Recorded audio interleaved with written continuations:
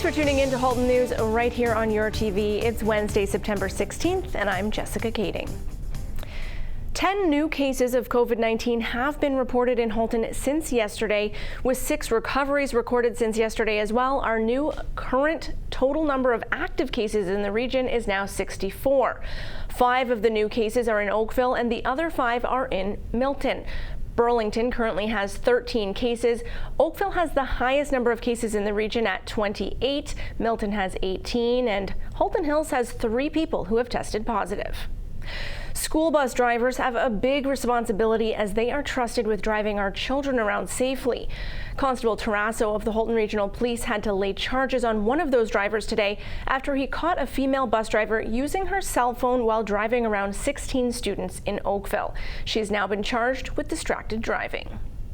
A third case of West Nile has been detected in Halton. 2 Oakville residents had contracted the virus from mosquitoes, and one Burlington resident now has a confirmed case as well. What is troubling is that the symptoms of West Nile can be similar to those of COVID-19. Halton's medical officer of health advises you to do your best to prevent bites by wearing insect repellent, avoiding areas where mosquitoes are present, and removing any standing water from your property. Symptoms of West Nile include headache, fever, rash, and muscle aches. If you suspect you may have West Nile, you are advised to seek medical attention.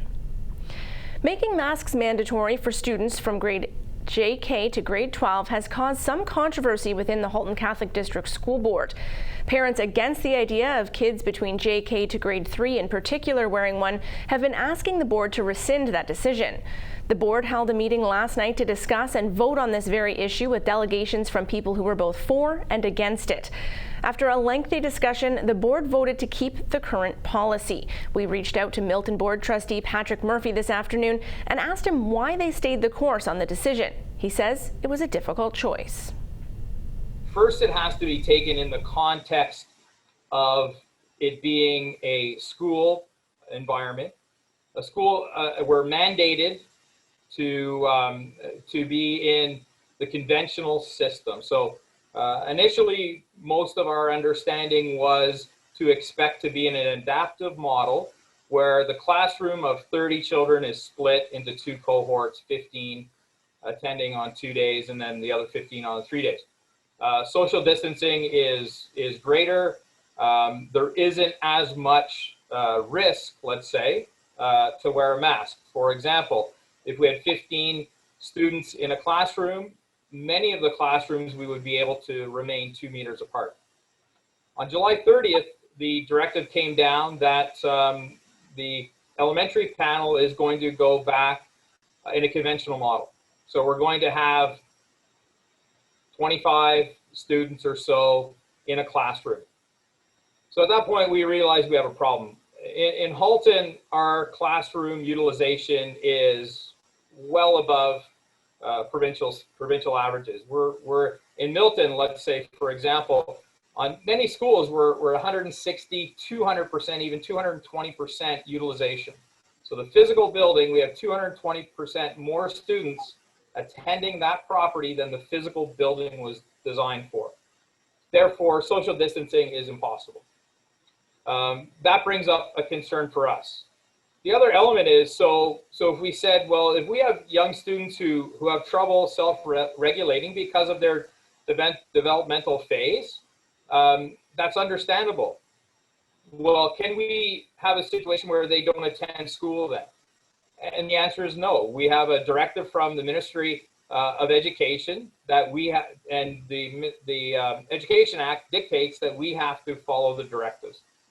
So now we're in a dilemma where we can't socially distance. The population of K to 3 is roughly about 48% of the student population on the elementary panel. So we have 48% of the students walking around the school, potentially who don't have a mask on.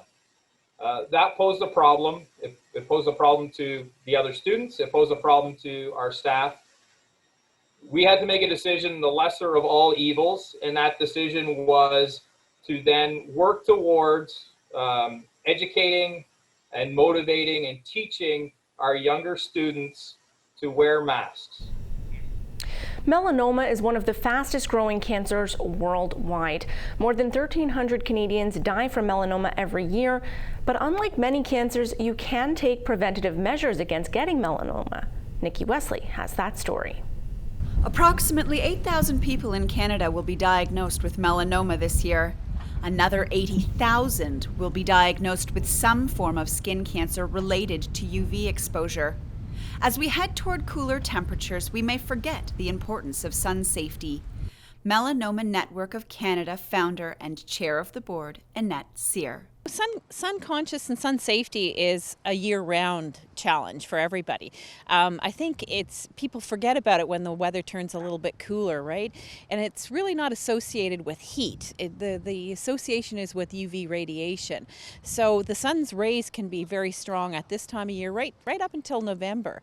You can still have high days of over 3, which we consider anything over 3 in the UV index is something that needs to have protection. So depending on your skin type, you might need more protection, but I think we tend to forget about it this time of year, as we do in the spring. And we also forget during the winter months as well. If you're going out skiing or enjoying the outdoor weathers, which we might be doing a lot more of this year because we're going to be staying home, but the reflection off water, off snow and ice, it can be up to 8 to 10 times stronger than normal, than you would see elsewhere. So you often see people skiing in the winter that get, windburn, but it's not windburn. It's the reflection from the UV radiation off of the ice and snow. So all year round is absolutely essential to wear protection when the UV is high.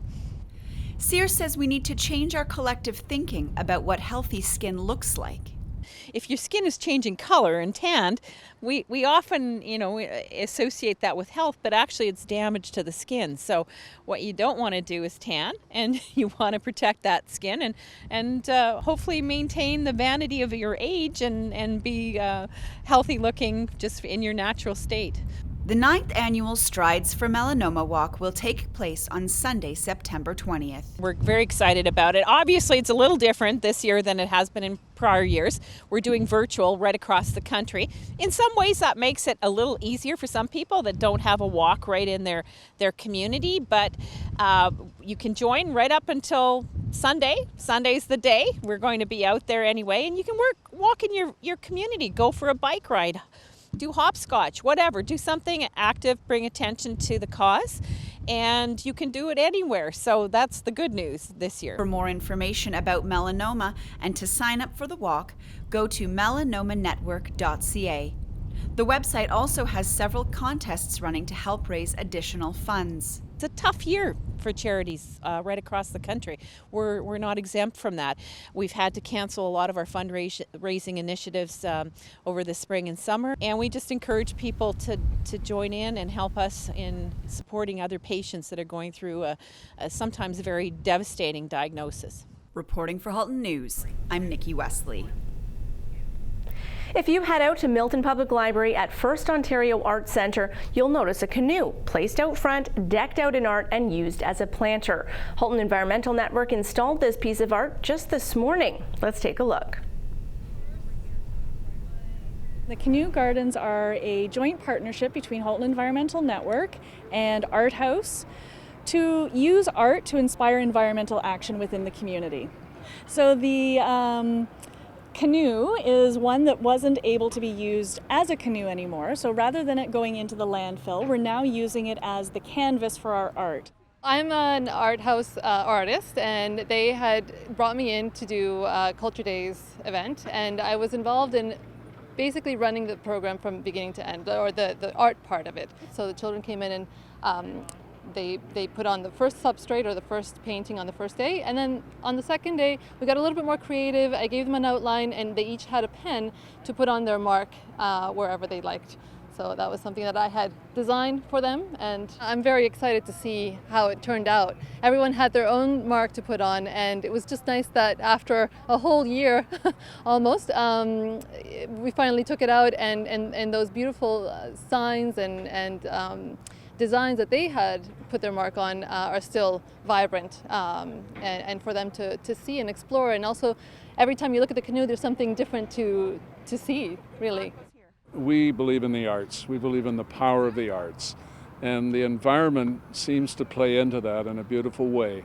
For youth, I think art is all about creativity. It's all about confidence. It's all about creating something that maybe they didn't know they had in them. And so bringing kids together and doing this canoe project was one example of that. We also think art is a powerful tool for messaging out there, and to have the public understand that these kids are concerned about our future is as good as it gets when it comes to doing these canoes and also the other projects we've been involved with. Art lovers will also be happy to know that Oakville Galleries has reopened. Nikki Wesley reports. Oakville Galleries closed their doors in March. In mid-July, Assistant Curator Teresa Wong was allowed back into the gallery to hang the new Elizabeth McIntosh exhibit. It felt like coming back to a familiarity with the work that we do here, and it's really rewarding to also bring a show like this back to Oakville Galleries and to the community. I think it's a really great show for us to open with, and because it really goes back to the basics of painting and engaging with art. Vancouver-based artist Elizabeth McIntosh's Show Up exhibit will be on display until November 29th. Elizabeth McIntosh, she's a very influential voice in contemporary Canadian art and especially painting. She's been working for over the past 2 decades now, and she has a very rich body of work that blends representational painting and abstract painting. At both our Gairloch and Centennial locations, her work plays very boldly and vibrantly with the architecture here, and explores different ways of seeing. She's really interested in the possibilities that painting has to offer, and her paintings resist easy answers and provoke really interesting questions. Visiting the gallery looks a little different in accordance with new COVID protocols. Acting Executive Director of Oakville Galleries, Christina DeMarchi. Thrilled to be reopened to the public. We reopened on September the 1st, and we're asking visitors to pre-book their visits online through our website. We're also asking visitors to wear masks and sanitize their hands when they arrive. And we also are offering some COVID-friendly protocols, like all of our exhibition materials are available to download. So there's a QR code when you walk in, and you can just click that with your phone and it will download onto your smartphone. After being closed for so long, they are happy to be reinstating some of their programs, including classes every Saturday for kids in the garden, as well as indoors, just weather permitting, every Saturday in October. For more information about our classes and online programs, visit oakvillegalleries.com. If you're visiting Gairloch Gardens, make sure to plan a little extra time to walk through the newly finished waterfront and the gardens that are currently in full bloom. Reporting for Halton News, I'm Nikki Wesley. Thanks for being with us here on Halton News. We do need to take a short break, but we'll be back with a mental health segment after this. Stay with us.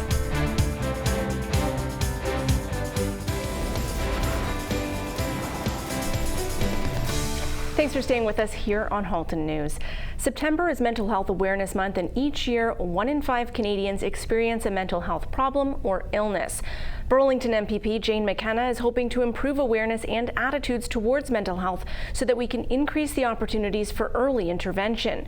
In this next video, provided by MPP McKenna's office, she connects with a local parent who lost her son far too early in life. This is her story.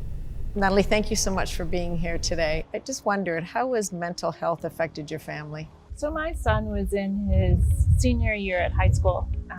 As a grade 12 student, he liked doing all the things that teenagers do. He liked cars, he liked school, he liked hockey, and getting together with friends. On November 24th, 2017, Mike and I went on a university tour together. He worked a couple of hours at his part-time job, and he got together with some of his friends. The night before, he had actually been to his first school dance. Yeah. On November 25th, he took his own life. There's a lot going on with our kids that we don't know about. How do you think we can do better for our kids? I think learning and talking about mental health at school helps to address the stigma, understanding that struggling with mental health is normal. I think providing mental health education in school helps to prepare our students and our children to understand if they're going through any kind of mental distress, and to help them recognize when maybe one of their friends or loved ones is struggling as well. And then also to know what kind of resources and help are out there. How big of a problem do you think youth suicide is? It is now the #1 cause of death for young people ages 10 to 14, and the second leading cause of death for youth ages 15 to 29. Thank you so much for being here today. Everybody's going to be so grateful to hear what you have to say today. Thank you. For parents and for guardians, I want you to know that you are supported too on your journey to care for your child and get them through this adversity.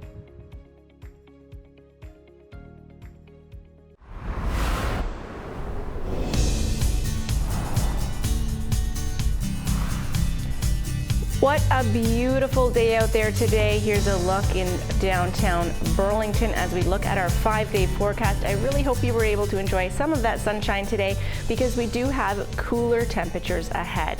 Only reaching 18 degrees tomorrow. That comes with a mix of sun and cloud, and we do have plenty of sunshine throughout our 5-day forecast.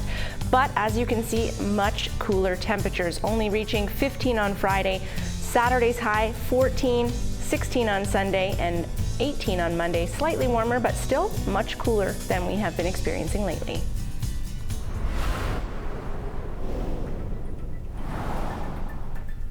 If you've missed networking, now is your chance to get back out there. The Milton Chamber of Commerce is hosting an in-person, socially distanced event at Eastside Mario's. You're invited to attend their joint Business After Hours and Milton Young Professionals event on Tuesday, September 29th from 5 to 7 p.m. at the Eastside Mario's located at 860 Main Street East. Masks are required and you do need to pre-register. There's a maximum capacity of 40 people, so you're encouraged to sign up as soon as possible before it sells out. To do so, please visit miltonchamber.ca.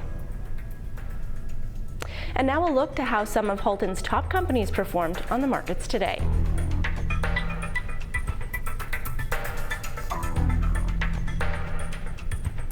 Still ahead, the importance of sleep and some local events coming up in our communities. We'll be right back.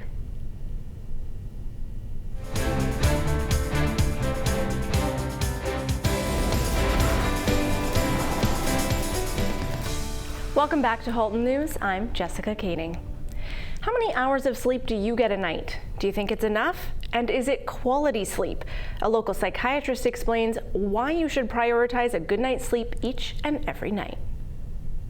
Hi, this is Dr. Ashik Bhattacharya coming to you from the Empathy Clinic here in Oakville, where we're dedicated to the improvement of understanding of ourselves and others. Today I want to talk about sleep. Sleep is not a passive thing, it's actually quite active. We spend about a third of our life asleep. So let's take sleep as an 8-hour event. I know that's not for most of us, but let's use it for example. And let's compare sleep to a bowl of fruit. So sleep is divided into 90-minute cycles, where we go through various stages of sleep throughout the night until we wake up in the morning. So let's use a bowl of fruit, for example, as sleep. So the 4 bananas in that bowl represent the stages of getting to sleep, falling asleep and getting into those deeper stages. Now the mangoes, those 2 hours, represent deep body sleep. That's stage 3 sleep. Now stage 3 sleep is very important for full body rest. Also growing and fortifying our immune system that can fight off infections and various other things. If we don't get our stage 3 sleep, we get a profound sense of feeling physically tired in our body. Next, the limes are the rapid eye movement sleep. Rapid eye movement sleep is very important for resting your mind. That way, your attention, your concentration, and your memory improves a lot better as well. So it's really important that you get all those stages in the right amounts. You need your mangoes and your limes so you can feel the best physically and mentally. And it's really important to practice sleep hygiene so that when you're sleeping at nighttime, you're sleeping well, you're sleeping deeply. Those deep stages of sleep are very important for you to feel healthy mentally and physically. Thank you so much for paying attention today. Take care and stay safe. If you're a fan of the Drive-Thru Ribfest events that were created this year, you're in luck. There's another one coming our way. On September 26th, you can attend the first ever Portuguese Drive-Thru Ribfest. For $20, you can either have half rack of ribs or half chicken, plus Portuguese rice and 2 Portuguese desserts. Please note you do need to place your order in advance. You can call an order and have your order picked up between 11 and 7 p.m. on September 26th at St. Joseph's Portuguese Parish on Old Bronte Road in Oakville. Money raised will support a One Heart, One Soul campaign for the Diocese of Hamilton. The Orchard Community Picnic Volunteer Group has partnered with the Burlington Food Bank and Food for Life to host a contactless drive-through food drive to help those in need in our communities. They invite you to visit them this Saturday, September 19th from 12 to 3 p.m. in Millcroft Shopping Centre across from the Shoppers Drug Mart, where they will entertain you with a DJ and have an ice cream truck right on site. Social distancing precautions will be in place. The Millcroft Shopping Centre is located at 2080 Appleby Line in Burlington. The Townsend Smith Hospice Foundation provides access to palliative care for residents of Milton and Halton Hills. It serves the needs of terminally ill people and their families. As a registered charity, they need your support to offer the care they provide. They're hosting their first virtual hike for the hospice later this month. The funds raised will be used to build the first hospice in North Halton. The event date is Saturday, September 26th at 10 a.m. You're invited to hike, bike, walk, or run wherever you like. To register, please visit townsendsmith.ca. Joseph Brand Hospital's Antique and Collectible Auction will be online this year. The online auction will be held over several days starting Saturday, September 26th. Winning bidders will need to pick up their items on the pickup day, which is Wednesday, September 30th between 2 p.m. and 7 p.m. at the Holiday Inn Burlington Hotel and Conference Center. For more information, including a one-day in-person viewing of the lots, please visit jbhauctions.com. I'd like to take this opportunity to thank you for tuning in to Halton News right here on your TV. We will be back with another live edition tomorrow night at 5:30. Until then, I invite you to connect with us on social media. You can find us on Facebook, Twitter, and Instagram at YourTVHalton. You can also connect with us via email at haltonnews@cogeco.com. Feel free to send us any comments, questions, or story ideas. And if you'd like to see more content, please visit us online at yourtv.tv. For Halton News, I'm Jessica Kading.